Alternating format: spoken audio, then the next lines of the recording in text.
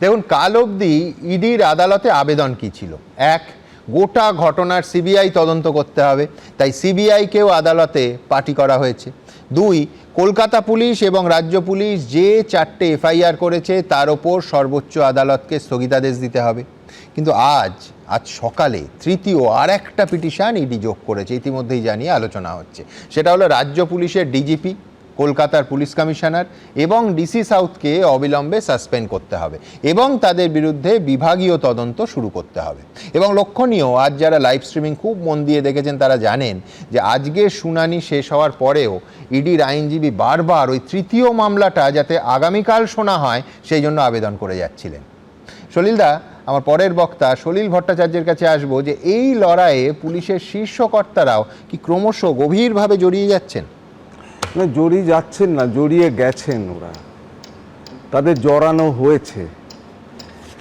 দেখো, ইডি একটা central agency এবং অ্যাজ পার সোভারেন অ্যাক্ট তারা এখানে মানি ট্রেলের তদন্ত করতে এসছে।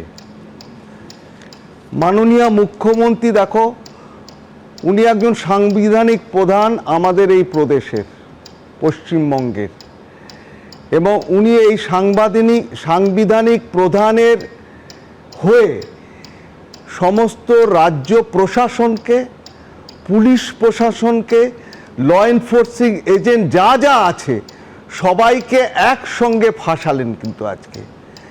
এবং আজকে দেখো, যে সওয়াল হয়েছে প্রায় 2.5 ঘন্টা ধরে, তার মধ্যে কিন্তু কপিল সিব্বলকে পরিষ্কার একটা সময় শুনানির সময় জাস্টিস বলেছেন যে আপনার মুখের কথা আমাদের মুখে বসাবার চেষ্টা করবেন না।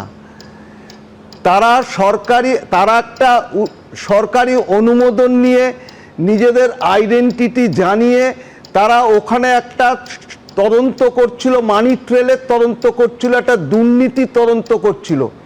এবং তুমি জানো, এই যে পিএমএলএ অ্যাক্ট, এর বাইরে কিন্তু তারা যেতে পারবে না।